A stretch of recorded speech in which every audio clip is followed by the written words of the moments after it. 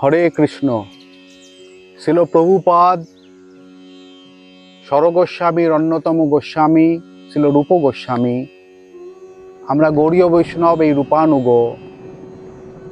তার শ্রী উপদেশামৃত গ্রন্থ nectar of instruction সারা বিশ্বে উপহার দিয়েছেন। এই গ্রন্থ 10 নম্বর শ্লোক, কর্মিভ্য পরিত হরে প্রিয়তয়া ব্যক্তি যজুর্জ্ঞানীন স্তেভ্য জ্ঞান বিমুক্ত ভক্তি পরমা প্রেমিক নিষ্ঠাস্ততঃ তেভ্যস্তা পশুপাল পঙ্কজ দৃশ্যান্তভ্য পিশারাধিকা পৃষ্ঠা তদ্বিদীয়ং তদীয় সরসিত্বাং নাশ্রয়েত ওহ কৃতি। অর্থাৎ শাস্ত্রে উল্লেখ আছে যে সকল প্রকার সৎকর্ম নিরত পুণ্যবান কর্মীর তুলনায় চিদান্বেষী জ্ঞানী ভক্তি শ্রীহরির প্রিয়। ওই সকল জ্ঞানী ভক্তির অপেক্ষা যারা অপেক্ষাকৃত উন্নত এবং যারা তাদের উন্নত জ্ঞানের মাধ্যমে মুক্তির স্তর লাভ করেছেন, তারা ভগবানের ভক্তির সেবা লাভ করতে পারেন।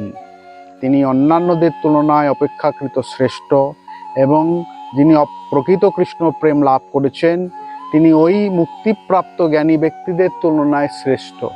কিন্তু এই শ্রেষ্ঠ ব্যক্তিদের থেকেও ব্রজের গোপীগণ ভক্তির অনন্য স্তরে অধিষ্ঠিতা, কারণ তারা কৃষ্ণগত প্রাণা।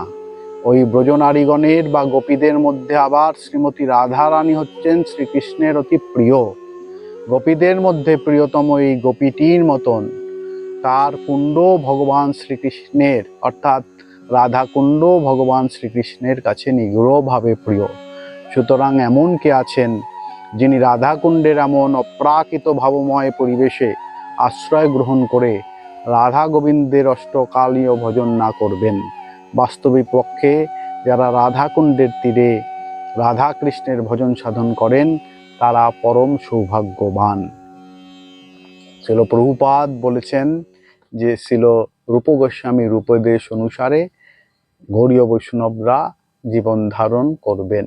হরে কৃষ্ণ।